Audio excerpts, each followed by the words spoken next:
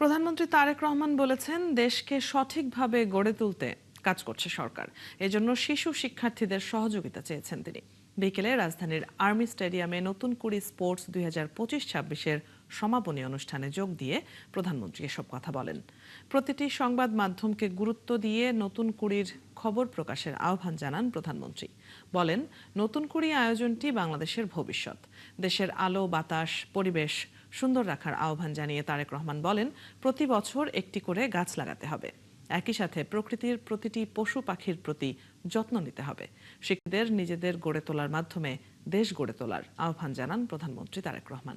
আমরা এই যে দেশকে সঠিকভাবে গড়ে তোলার কাজ করছি, এই কাজটি আমরা তখনই করতে পারবো যখন এই যে তোমরা যারা গ্যালারিতে বসে আছো, আমার হাতের বাম পাশে তোমরা যারা খেলোয়াড়রা বসে আছো, যারা পুরস্কার পেয়েছো প্রায় 350 খেলোয়াড়, তোমরা যদি আগামী দিনে নিজেদেরকে গড়ে তুলতে পারো সঠিকভাবে, তাহলেই আমরা বাংলাদেশকে ভবিষ্যতে গড়ে তুলতে পারবো। কারণ আমি দৃঢ়ভাবে বিশ্বাস করি, এই যে গ্যালারিতে হাজার হাজার ছোট বন্ধুরা তোমরা বসে আছো, তোমাদের মধ্যে থেকেই এই দেশের একজন ভালো ডাক্তার বের হবে, তোমাদের ভিতর থেকে এই দেশের একজন ভালো আর্কিটেক্ট বের হবে, তোমাদের ভিতর থেকে এই দেশের একজন ভালো ইঞ্জিনিয়ার বের হবে, তোমাদের ভিতর থেকে এই দেশে একজন ভালো ক্রিকেটার বের হবে, ভালো সুইমার বের হবে, ভালো টেনিস প্লেয়ার বের হবে, অর্থাৎ তোমাদের মধ্যে থেকে এই খেলোয়াড় বের হবে। আজ তোমরা সেটা প্রমাণ করে দেখিয়েছো। তোমাদের মধ্যে থেকেই এই দেশে বের হবে যারা এই দেশকে সামনে দিকে এগিয়ে নিয়ে যেতে পারবে।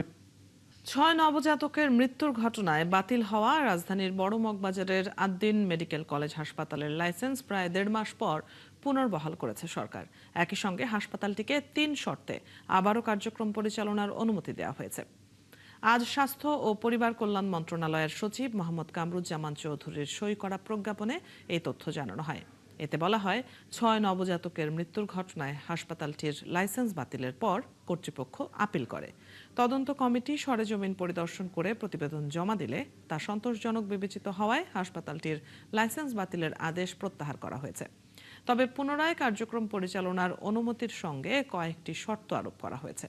শর্ত অনুযায়ী হাসপাতাল পরিচালনায় 1982-র বিধান যথাযথভাবে পালন করতে হবে। এছাড়া লাইসেন্সের শর্ত অনুযায়ী প্রয়োজনীয় ডিউটি চিকিৎসক ও নার্স নিয়োগের প্রক্রিয়া দ্রুত সম্পন্ন করতে হবে। ভবিষ্যতে লাইসেন্সের কোনো শর্ত মানতে ব্যর্থ হলে সরকার ক্ষমতাপ্রাপ্ত কর্তৃপক্ষের মাধ্যমে আইনি ব্যবস্থা নিতে পারবে।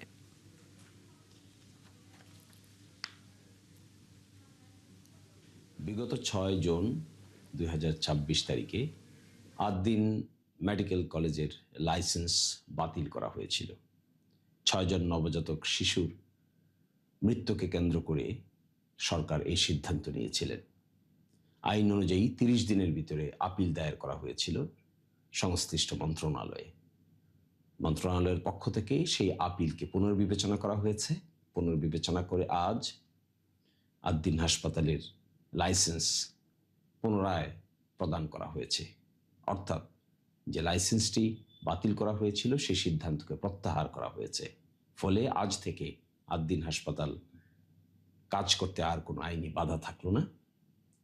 আমরা সকলেই প্রত্যাশা করব আদ্দিন হাসপাতাল একটি স্বল্প মূল্যের হাসপাতাল, মানুষকে মানবিক দৃষ্টিকোণ থেকে সার্ভিস দিয়ে থাকে। আমরা প্রত্যাশা করব আদ্দিন হাসপাতাল পেশাগতভাবে অত্যন্ত দরদ নিয়ে সেন্সিটিভিটির সহিত মানুষকে এই ধরনের সেবা প্রদান করবে এবং বাংলাদেশের লোয়ার মিডল ক্লাস এই হাসপাতালের মাধ্যমে উপকৃত হবে, এই প্রত্যাশা রেখে আজকের মতো এখানে বিদায় নিচ্ছি। দেশের সংবাদ মাধ্যমের স্বাধীনতা রক্ষার তাগিদ দিয়েছেন প্রধানমন্ত্রী তারেক রহমান। আজ সোমবার সচিবালয়ে প্রধানমন্ত্রীর সাথে সাক্ষাৎ শেষে কথা জানান ন্যাশনাল এডিটর্স কাউন্সিলের যুগ্ম আহ্বায়ক মাহমুদুর রহমান। তিনি বলেন, সব সম্পাদককে একসাথে কাজ করার আহ্বান জানিয়েছেন প্রধানমন্ত্রী। একই সাথে সংবাদ মাধ্যমে প্রশ্ন করার স্বাধীনতা চাওয়া হয়েছে। প্রেস কাউন্সিল সঠিকভাবে গঠন ও প্রেস ট্রাস্ট পুনর্জীবিত করার কথাও তুলে ধরা হয় বৈঠকে। সভা হলো মাননীয় প্রধানমন্ত্রীর সঙ্গে এবং তিনি এখন থেকে নিয়মিত করবেন বলেছেন এবং তিনি বলেছেন, মোটামুটি বলেছেন যে প্রতি 4 মাসে একবার তিনি হয়তো সম্পাদকদের সাথে বসবেন। প্রধান আলোচনাই ছিল যে বাংলাদেশের সংবাদ মাধ্যমের স্বাধীনতা কীভাবে আরও উন্নত করা যায়।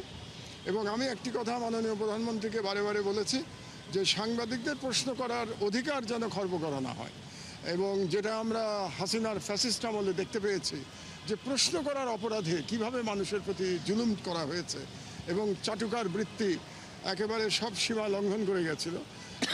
কাজেই আমরা বলেছি যে সাংবাদিকদের প্রশ্ন করার অধিকার থাকতে হবে, ক্ষমতাকে প্রশ্ন করবে তারা, রাষ্ট্রের ক্ষমতায় যারা থাকবেন তাদেরকে যেমন প্রশ্ন করবে তেমনি বিরোধী দলকেও প্রশ্ন করবে। রাজধানীর সিএনজি ফিলিং স্টেশনগুলোতে গ্যাস সংকট এখন চরমে। যানবাহন চালকরা কোথাও কোথাও গ্যাস পেলেও কিছু কিছু স্টেশনে একেবারেই নেই। কবে নাগাদ এই সমস্যার সমাধান হবে তাও জানেন না তারা। এতে প্রভাব পড়েছে চালকদের আয় রোজগার থেকে শুরু করে সবখানে।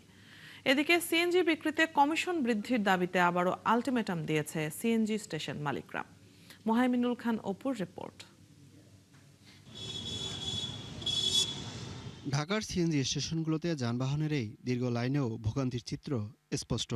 গ্যাসের জন্য ঘন্টার পর ঘন্টা অপেক্ষা চালকদের, তারপরও মিলছে না কাঙ্ক্ষিত গ্যাস। এতে চরম ভোগান্তিতে পড়েছেন সিএনজি চালিত যানবাহনের চালক, গণপরিবহন খাতের কর্মী ও যাত্রীরা। এটি রাজধানীর তেজগাঁও সিএনজি ফিলিং স্টেশন। সকাল 7টা থেকেই গ্যাস নেই, তবুও 6 ঘন্টার বেশি সময় ধরে অপেক্ষা চালকদের। ভোর 5টার থেকে বই দাঁড়ায় রয়েছি, সিরিয়ালে দাঁড়ায় রয়েছি, আস্তে আস্তে আস্তে এই পর্যন্ত আসছি, পাম্প বন্ধ, একবার টোটালি গ্যাস নেই। আমি গাড়ি 6টার দিকে লাইন দিচ্ছি, আজ এখন বাজে কটা, প্রায় 12টা। 6 ঘন্টা হয়ে গেছে, এখন পর্যন্ত গ্যাস তো পাইলাম না। কখন গ্যাস আসবে সেটা তো ওনারা বলতে পারে না, আসলে পরে মেশিন স্টার্ট হবে। আবার দীর্ঘ সময় লাইনে থেকে গ্যাস পাচ্ছেন মাত্র 29 টাকার, যা দিয়ে 1 ঘন্টা চালাতে পারবেন। ফলে এমন সংকটের প্রভাব পড়েছে চালকদের আয় রোজগারেও। 29 টাকা ঘন্টা খানেক চলা যাবে, আর পরে আবার 1.5-2 ঘন্টা লাইনে দাঁড়াইতে হবে। মাহাজনে তো আমার করতে 1 টাকাও কম দেয় না, যা জমা তাই নেয়। কিন্তু আমরা তো মাহাজনে জমা দিয়া আর এই গ্যাসের সিরিয়াল ধরি আমরা 1 টাকাও ঘরে নিতে পারি না। আমরা দৈনিক ইনকাম যা করি তা দিয়ে আমাদের ফ্যামিলি বা সংসার নিয়ে চলতে পারি, কিন্তু এখন যে বর্তমান পরিস্থিতি, এই পরিস্থিতিতে আমাদের কাছে চলা অনেক কঠিন হয়ে যাচ্ছে। খালি পকেটে আই আবার খালি পকেটে বাসায় যাই হাতে মনে করেন যে আমাদের ফ্যামিলি যে লিয়ে চলবো ওই চলার মতো পাবো এই 1 সপ্তাহ ধরে নাই। সিএনজি স্টেশনের কর্মকর্তারা বলছেন সরবরাহ স্বাভাবিক না থাকায় গ্যাস দিতে পারছেন না তারা। সকাল 7:25 থেকে নাই, মানে লো হওয়া শুরু করছে।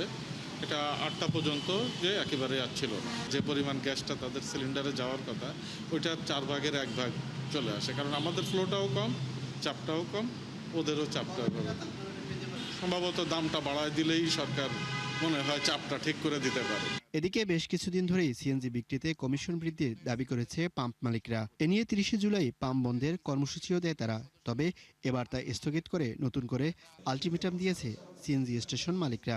যদি সমস্যার সমাধান সমূহ যথাযথ, তবে আমরা আগামী মাসের 23শে আগস্ট তারিখ থেকে আমরা সারা দেশের সমস্ত স্টেশনগুলি বন্ধ রাখবো। স্টেশনগুলোতে 15 পিএসআই চাপে গ্যাস সরবরাহের কথা থাকলেও বাস্তবে মাত্র 2 পিএসআই মিলছে বলে অভিযোগও করেন তারা।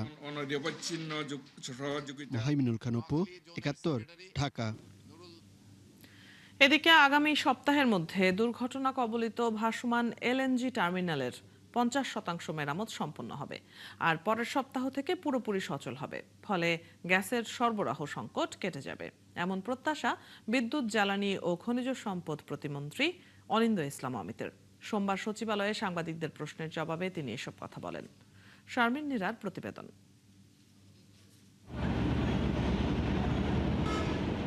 দেশে প্রতিদিন 380 কোটি ঘনফুট গ্যাসের চাহিদা থাকলেও সরবরাহ আছে 270 কোটি ঘনফুটের, যার প্রায় অর্ধেক দেশীয় উৎপাদন আর বাকিটা আমদানি নির্ভর। এমন বাস্তবতায় চলতি মাসে ভাসমান এলএনজি টার্মিনাল ক্ষতিগ্রস্ত হওয়াতে কমেছে সরবরাহ, ফলে তীব্র হয়েছে গ্যাসের সংকট। সচিবালয়ে এরই ব্যাখ্যা দিলেন জ্বালানি প্রতিমন্ত্রী। বড় ধরনের দুর্ঘটনায় সম্মুখীন হয় গত সপ্তাহে, যার ফলশ্রুতিতে ওই এফএসআরইউ থেকে আমরা তরলীকৃত গ্যাস, দেখে এলএনজিকে আমরা গ্যাসিফাই করতে পারছি না, গ্যাসে রূপান্তর করে আমরা ন্যাশনাল গ্রিডে সাপ্লাই করতে পারছি না।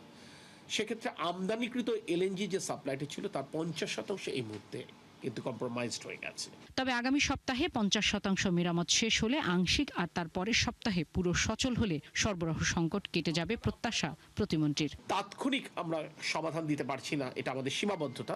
আমরা এই জন্য বারংবার এটার জন্য দুঃখ প্রকাশ করছি, কিন্তু আমরা একেবারে 24/7 আমাদের টিম তাদের সাথে একান্তভাবে কাজ করছে। আমরা যেটা বললাম যে আমরা আশা করছি আগামী সপ্তাহ থেকে পরিস্থিতি উন্নয়ন হবে ইনশাআল্লাহ। স্থানীয় উৎপাদন আমদানি করেও গ্যাসের চাহিদা মেটানো যাচ্ছে না, যে কারণে কারখানায়ও জ্বালানি সংকট হচ্ছে। প্রশ্নের জবাবে বলেন জ্বালানি প্রতিমন্ত্রী, বড় ইন্ডাস্ট্রি সে তার মতো করে একটা করবে। এটার জন্য এটা ট্যাঙ্কারে আসবে। আমরা চিটাগাং পোর্টে ধরেন ট্যাঙ্কারটা রিলিজ হবে। আমরা দেখি না 20 ফিট ট্যাঙ্কার বিভিন্ন জায়গায়, ঢাকার বিভিন্ন জায়গায় ছড়িয়ে আছে চিটাগাংতে, ঠিক ওই একেবারে বড় ট্রেলারে করে ওই ট্যাঙ্কার চলে যাবে পাওয়ার প্ল্যান্ট কিংবা ইন্ডাস্ট্রিতে।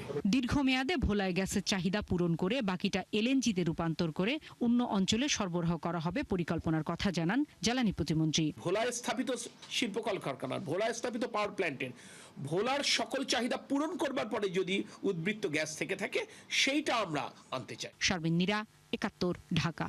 দেশের হাসপাতালগুলোর সমস্যা চিহ্নিত করে 5 বছর মেয়াদী রোড ম্যাপ তৈরি করে সংশ্লিষ্টদের যুক্ত করা হবে বলে জানিয়েছেন তথ্য ও সম্প্রচার মন্ত্রী জহিরুদ্দিন স্বপন।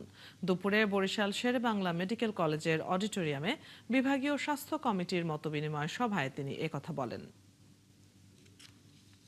বাংলাদেশে অ্যাভেলেবেল আধুনিক চিকিৎসা যদি এখানে সহজলভ্য করে দেওয়া যায়, তাহলে দেখা যাবে যে ঢাকামুখী ফ্লো এবং ইকোনমির যে ফ্লো, এটা কিন্তু আমাদের এই হাসপাতালকে ঘিরে এই এলাকায় থাকবে, চিকিৎসা সেবাও পাবে, টাকা পয়সা খরচ এবং এটার সঙ্গে জড়িত অন্যান্য যে সমস্ত পেশা সেগুলোও কিন্তু তখন সজীব থাকবে।